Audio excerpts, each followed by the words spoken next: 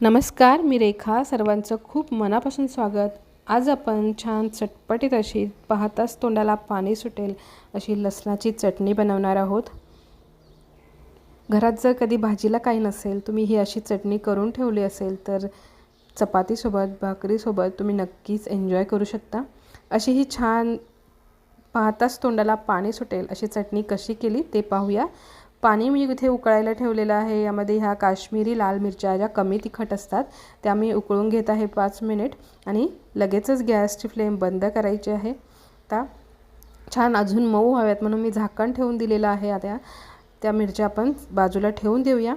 तर भरपूर सारा लसूण घेतलेला आहे. खलबत्त्यामध्ये हा जाडसर असा कुटून घ्यायचा आहे. मिक्सरला लावलं तर त्याची अगदी स्मूथ अशी पेस्ट होईल म्हणून खलबत्त्यात अशा पद्धतीने जाडसर असा कुटून घ्यायचा आहे. आता मिरच्या आपण मिक्सरमध्ये याची पेस्ट तयार करून घेऊया. पाणी नाही घालायचं आहे. अशाच पद्धतीने आपण ही कुटून घ्यायची. आता तुम्ही जर जास्त तिखट खात असाल तर लवंगी मिरच्या लाल सुक्या त्यासुद्धा अर्ध्या घेऊ शकता. मी इथे फक्त काश्मीरी मिरची घेतलेली आहे. आता याची छान स्मूथ अशी आपण पेस्ट तयार केलेली आहे. तुम्ही पाहू शकता रंगसुद्धा खूप सुरेख आलेला आहे.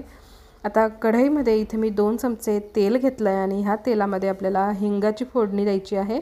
यामुळे चटणीला छान फ्लेवर येतो. त्यानंतर अर्धा चमचा इथे मी जिरे घातलेले आहेत आणि लसूण जो कुटून ठेवलेला होता तो घेतलेला आहे.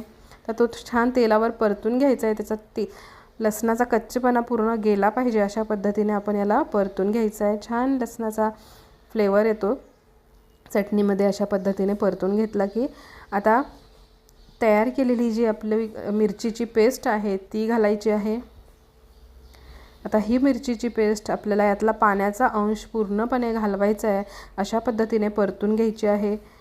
गॅसची फ्लेम लो टू मीडियम ठेवायची आणि ही जी पेस्ट आहे ती छान आपण तेलावर आता परतून घेणार आहोत. चवीनुसार यामध्ये आपल्याला मीठ घालायचं आहे आणि अगदी थोडीशी साखर घालायची आहे. खूप जास्त आपण यामध्ये साहित्य घालणार नाही आहोत.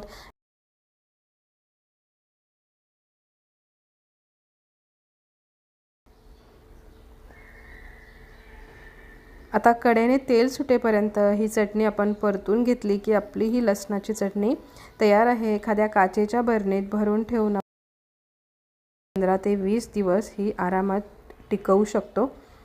तर मग ही लसणाची चटणी तुम्हाला कशी वाटली? तुम्ही ही नक्की ट्राय करून पहा. रेसिपी आवडली असेल तर लाईक करा, शेअर करा. चॅनलला अजून सबस्क्राईब केलेलं नसेल तर सबस्क्राईब करा. चॅनलला सबस्क्राईब करून बेल आयकन हिट करा म्हणजे येणाऱ्या प्रत्येक व्हिडिओचं नोटिफिकेशन तुम्हाला मिळेल. पुन्हा भेटूया एका नवीन रेसिपीसोबत.